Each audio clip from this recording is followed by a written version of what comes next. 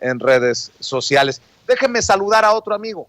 Vámonos a saludar a Rodrigo Guillot, estudiante de Relaciones Internacionales y colaborador de los amigos de Sin Línea MX, precisamente para hablar de la relevancia internacional de las elecciones intermedias en México en este 6 de junio de 2021. Rodrigo Guillot, ¿cómo te va? Muy buenas tardes. ¿Cómo estás, Vicente? Pues aquí andamos, querido Rodrigo. Fíjate que estoy muy contento de estar aquí con ustedes en tu programa, en Sin Censura, y creo que tengo un tema que le va a resultar muy interesante al auditorio, porque, mira, quiero empezar describiéndote un panorama mundial bastante complicado. Lo que conocemos como democracias liberales, estos sistemas en donde cada país elige a sus representantes que disputan el poder a través de partidos políticos cada cierto periodo, en México cada 6, en Estados Unidos cada 4, etcétera, etcétera, con los medios de comunicación, haciendo campañas, etcétera, etcétera. Este sistema de representación política que conocemos como la democracia liberal y que nace y va evolucionando sobre todo a partir de la Revolución Francesa, pues es un sistema que en el día de hoy está experimentando una crisis a nivel mundial. Y esto no lleva poco sucediendo, lleva ya varios años y cada vez se vuelve más fuerte lo que conocemos como la crisis de las democracias liberales. Entonces tenemos fenómenos como el de Donald Trump en Estados Unidos, un tipo con un discurso de odio, de supremacismo racial, etcétera, etcétera. Tenemos también a gente como Bolsonaro en Brasil, que también tiene un discurso de odio, son empresarios que rescatan esa indignación de la gente y que en vez de enfocarla hacia proponer un cambio de sistema político, un cambio en cómo se llevan a cabo las decisiones, los encausan y los vuelven sujetos que odian. Y esto les está preocupando mucho también en Europa. Hay un auge de los fascismos y de los neofascismos en Europa, que son gente que extraña o que defiende la memoria histórica de gente como Hitler, como Franco, como estos dictadores fascistas que metieron a Europa en una crisis terrible y que son buena parte de la causa de la Segunda Guerra Mundial y de todo lo que eso significó para el mundo.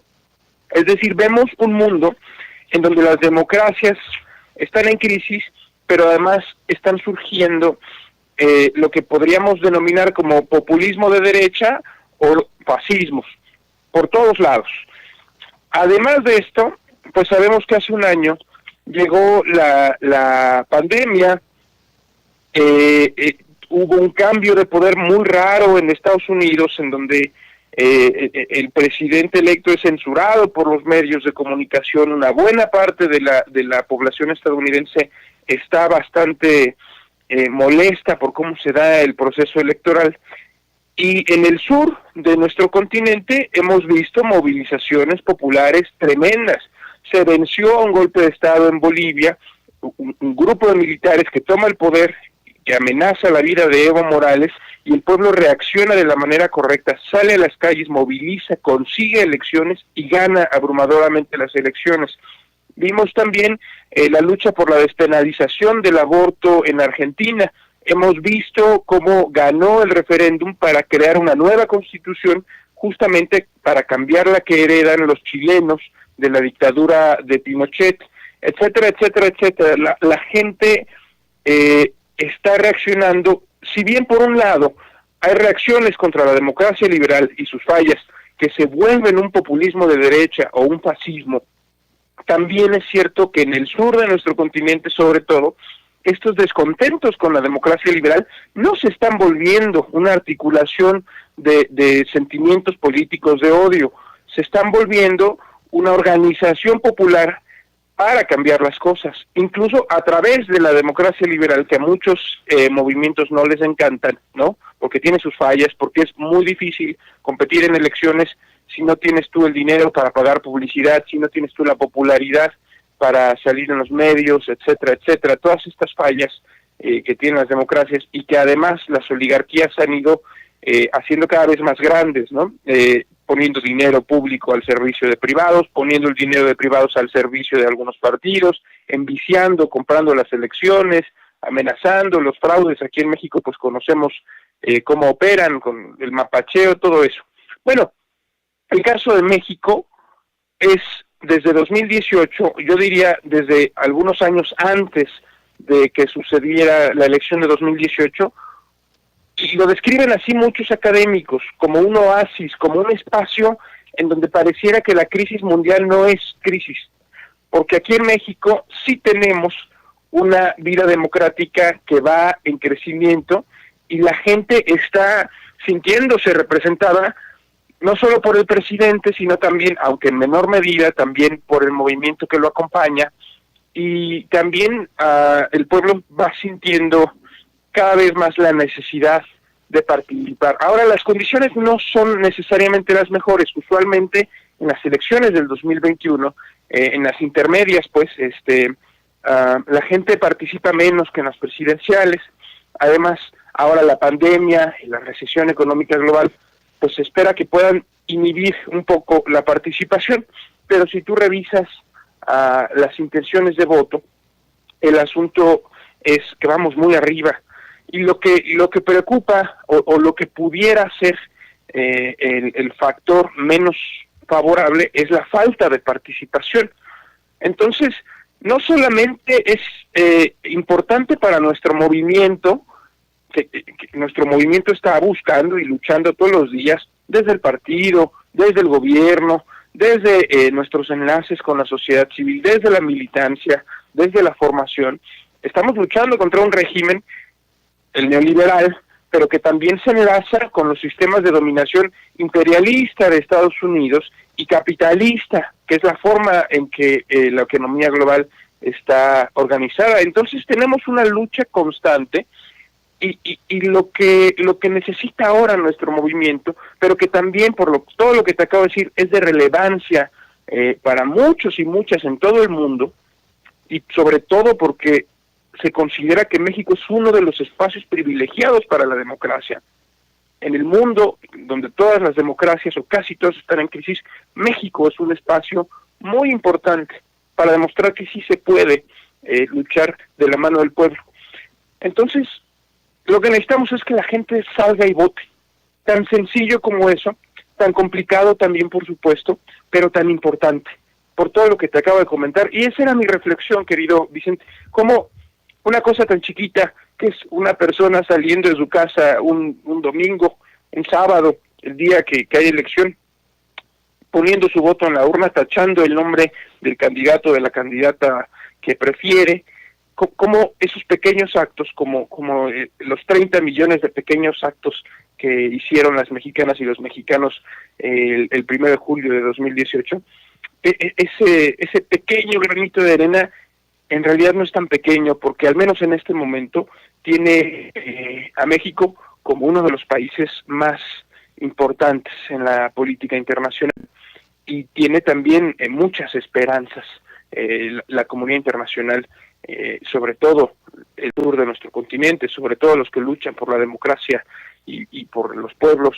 de todo el mundo, pero tienen los ojos puestos en México con mucha esperanza, y nos toca a nosotros no darle la espalda a esa esperanza e incentivar a que la gente salga y participe en las elecciones intermedias de 2021. Y claro que debe de tomarlo en cuenta la gente de a pie, esta reflexión, Rodrigo, porque tenemos casos como el de el gobernador Cabeza de Vaca, y creo que queda para el análisis, porque al final, si la gente no sale a votar, pues tendremos siempre la posibilidad de los Cabeza de Vaca, de los Duarte, de todos los que criticamos continuamente, tanto ustedes en Sin Línea como nosotros acá en Sin Censura. Mira, tan es así que la gente tiene que decidir ¿por qué país quiere? ¿Un país sin impunidad o un país en el que el abogado defensor de Cabeza de Vaca puede declarar estas cosas al Financiero? Fíjate lo que declara, por ejemplo, a Alonso Aguilar Sincer. No lo pueden tocar. García Cabeza de Vaca mantiene fuero y así lo asegura el abogado defensor. Alonso Aguilar Sincer explicó que el mandatario estatal de Tamaulipas mantiene la protección si el Congreso de Tamaulipas no lo remueve. Alonso Aguilar Sincer, defensor de José Francisco García Cabeza de Vaca, afirmó hoy que el político mantiene su fuero como gobernador, por lo que la Fiscalía General de la República se encuentra impedida para judicializar cualquier carpeta de investigación en su contra. El abogado penalista dijo a El Financiero que en el expediente no hay notificación alguna a las autoridades mexicanas de parte del gobierno de Estados Unidos sobre investigaciones relacionadas con grupos del crimen organizado u otros delitos. Dame tu reflexión como parte de esto de lo que nos estabas hablando, Rodrigo Guillot. Pues mira, justamente como un análisis político, partidista, electoral, queda muy claro que estamos luchando contra eso, ¿no? Una muy buena parte del Poder Judicial está francamente en contra de nuestro movimiento. El Tribunal Electoral es un ejemplo claro, pero además están los medios de comunicación, están muchos empresarios muy poderosos, muy molestos porque perdieron sus privilegios, están empresarios, grupos de poder internacionales, hablábamos de las agencias, etcétera, etcétera. Entonces, siempre cuando tomas el poder del Estado, que no es todo el poder, lo más importante siempre en una lucha política es la revolución de las conciencias. Siempre que tomas el poder del Estado, gracias a un movimiento que te llevó ahí, tienes muchas dificultades, luchas en una balanza desequilibrada y con muchos frentes abiertos. Por eso Andrés Manuel ha tenido que ser muy estratégico en sus alianzas, en sus decisiones, en frenar algunas iniciativas que salen por ahí, en darle cabida a otras, porque está jugando un ajedrez muy complejo contra un equipo que tiene muchas más piezas, ¿no? Y eso es lo preocupante. Pero también, por otro lado, tenemos a estos partidos que están en franca crisis y que están siendo representados por un tipo que debería estar siendo enjuiciado porque se le ha probado que tiene nexos con criminales, y la gente en Tamaulipas lo dice. Oye, pues la gente que ha vivido ese tipo de violencia, yo vengo de Monterrey, ahí también había una crisis de violencia. Nosotros sabemos cómo opera ese tipo de actividades y cómo muchas autoridades se ven beneficiadas por ello. Entonces estos tipos que perdieron una fuente de ingresos que era su permanencia en el gobierno, sus puestos para hacer negocios, pues están agarrándose de lo que pueden y están descarándose. A tal grado que llegan y defienden a un narcogobernador.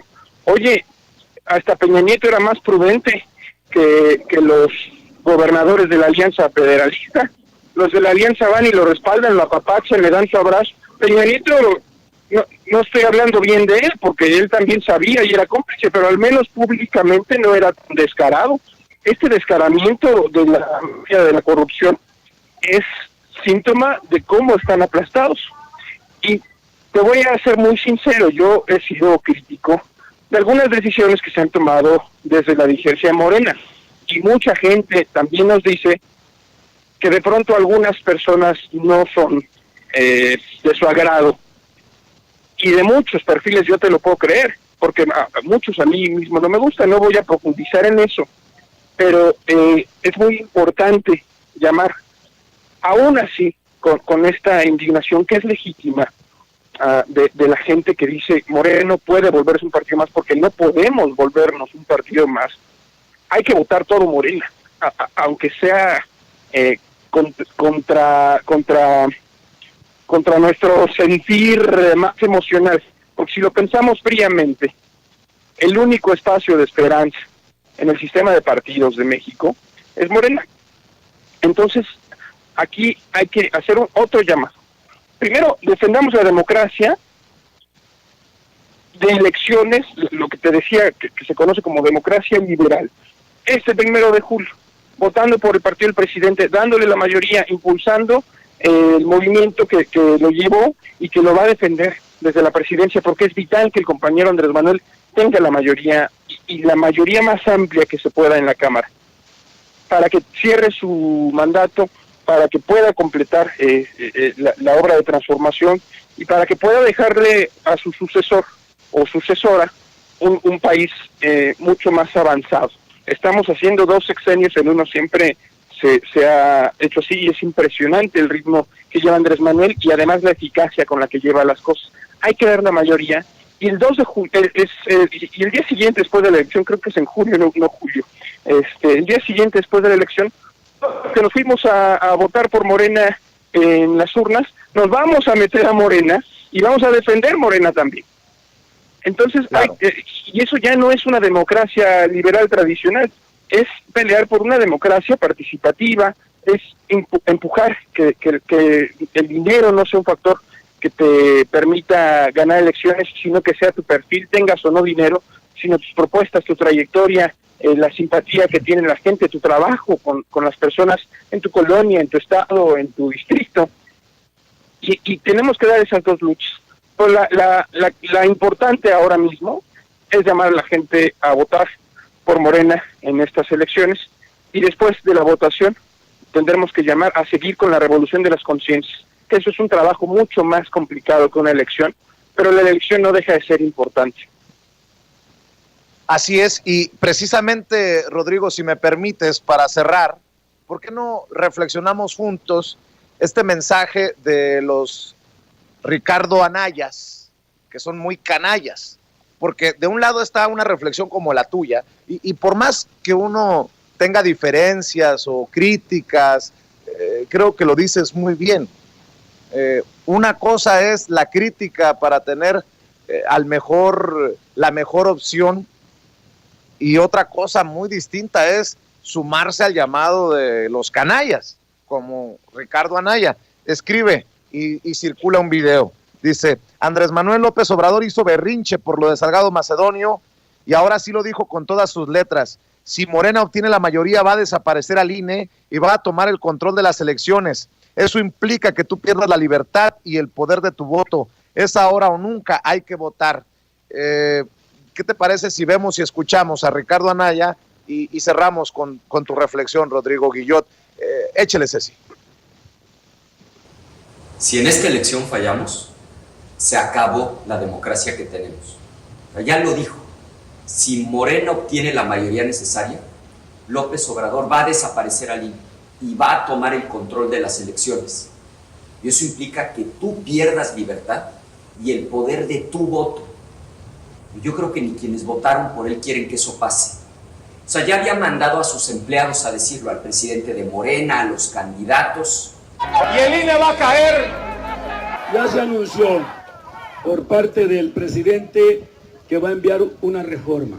Entonces Morena tendrá que usar la mayoría también para que se vayan. Va a caer, el INE va a caer. La novedad es que López Obrador ya aceptó que esa idea y ese plan es suyo.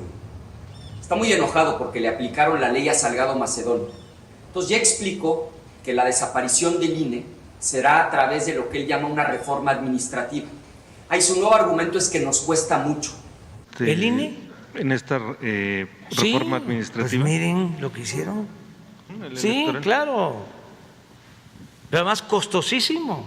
No, pues si hubiera buscado un mejor pretexto. Fíjate, López Obrador puso al frente de Pemex a un agrónomo que no sabe un carajo de petróleo. ¿Sabes cuánto dinero perdió Pemex el año pasado por el torpe manejo del gobierno de López Obrador? Y no lo digo. A ver, yo. Ceci, párelo. Rodrigo Guillot, habla un personaje que avala lo del fraude del 2006. Habla un personaje de los que se han pasado por el arco del triunfo las instituciones. Por eso es importante exhibirlos, Rodrigo Guillot, porque estos son cochis y muy trompudos, permíteme la expresión. Yo estoy de acuerdo con Andrés Manuel en que hay que desaparecer al INE. Y suena muy radical, suena así como, desaparecer organismos del Estado. ¿Está loco Andrés Manuel? No, pues esos organismos tienen una fecha de inicio, no estaban ahí siempre. Es decir, cuando nace el Estado mexicano, no nace con estos organismos autónomos. El debilitamiento del Estado como un actor fuerte, tanto en lo político como en lo económico, obedece a una estrategia global que se llama neoliberalismo. Porque cuando tú le vas quitando opciones al Estado, al gobierno que es electo por la gente, entonces vas también, claro, se los das al grupo de expertos, al grupo tecnócrata, etcétera, etcétera, etcétera, con sueldos inimaginables, con privilegios y con nexos con otros sectores de la población. Entonces, si no obedeces a un mandato popular, que es lo que te lleva a formar parte de la estructura de gobierno del Estado, si eres supuestamente autónomo porque no obedeces un mandato popular, pero claro, tu trayectoria, los nexos de tu familia, tus aspiraciones económicas, tus relaciones sociales, te llevan a tomar cierto tipo de decisiones. Y es falso que el INE sea un organismo de promoción de la democracia. O sea, estaría muy bien que fueran verdaderamente autónomos, pero tú lo dices muy bien, avalaron el fraude de 2006, nunca vieron absolutamente nada de lo que estaba pasando con la compra del voto, con el rebase de tope de campaña de Peña Nieto. Siempre han sido perfectamente imparciales, siempre han estado en contra del movimiento. La presidencia del PRD para 2009, me parece, tengo que revisar el año, la había ganado Alejandro Encinas. Se impugna ante el tribunal se la da a los chuchos, y los chuchos deshacen el PRD y firman el Pacto por México, que por cierto, el Pacto por México, esta alianza PRI, PAN, PRD para empujar las reformas de Peña Nieto, que a eso nunca le cuestionaron lo democrático de esa alianza perversa, pues fue financiada con dinero de quién sabe dónde, pero veíamos en oficinas del Senado, de los panistas, amigos de Ricardo Anaya, veíamos maletas enteras con billetes, una cosa grotesca, descarada, contando casi que los tenían que pesar, no contaban los billetes, los pesaban de tanto que era una cosa brutal, y eso nunca fue antidemocrático para las autoridades electorales, y eso nunca fue perseguido por los organismos autónomos. Yo creo que tiene razón el compañero Andrés Manuel, gastan un dineral, no hacen nada, y no hacen que la democracia funcione más. Es un fetiche eso de la transición democrática. Pues sí, se sacó al PRI en el 2000, pero siguió gobernando la misma oligarquía. ¿Y luego de qué sirvió ese gran cambio si el presidente que sacó al PRI se puso a hacer campaña por el candidato del PAN y después quiso enjuiciar por desafuero a Andrés Manuel en 2005 y después avaló el fraude electoral junto con el IFE, después INE? ¿En dónde estuvo la transición democrática? Fue una transición de élites. La verdadera transición democrática de nuestro sistema político sucedió el 1 de julio de 2018 y no fue gracias ni a los organismos autónomos ni a los partidos políticos. Fue gracias al pueblo de México organizado. Entonces que desaparezca en el INE o que se haga una reforma verdaderamente transformadora que cambie la naturaleza del INE y que le quite eso de la supuesta autonomía. Nunca ha sido autónomo el INE, solamente que no depende del pueblo, de ellos, es de quienes gozan autonomía, porque de las élites empresariales son dependientes. Entonces hay que cambiar eso. Si no lo desaparecemos, si resultara muy complicado, si no se pudiera, si operativamente fuera más difícil, entonces hagamos una reforma en serio que haga que esos tipos se sometan también al mandato democrático. No es posible que esos tipos que vigilan el voto de todos no tengan que pasar por ningún proceso electoral. A las autoridades del gobierno mexicano las eligió el pueblo. ¿Por qué al INE lo van a elegir entre ellos sus consejeros? ¿Por qué esos procesos electivos de consejeros fueron tan atropellados como denunció John Ackerman? Es decir, así es. Cambiemos esa situación, porque entonces ahí vamos a estar construyendo democracia institucional, no con las basuras que se inventaron los neoliberales. Claro. Rodrigo Guillot, ¿en dónde te sigue la gente? ¿En dónde los apoya? También a Sin Línea MX, obviamente hay que invitar a la gente. ¿En dónde te siguen leyendo? ¿En dónde te siguen buscando? Bueno, compañero Vicente, primero agradecerte mucho por el espacio. Siempre es muy padre estar aquí con ustedes y analizar este tipo de temas. Nosotros estamos en Sin Línea MX, así nos encuentran en todas las redes. Mis redes personales son Rodrigo Guillot. Por ahí en la pantalla ustedes siempre ponen mi Twitter, pero así me encuentran también en Facebook o en Instagram. Y pues ya sabes, siempre intentamos dar el análisis, en mi caso, de lo internacional, de lo nacional y de todo lo que tiene que ver con la vida de nuestro movimiento. Y pues siempre es un placer estar con ustedes y te agradezco mucho el tiempo y el espacio, compañero.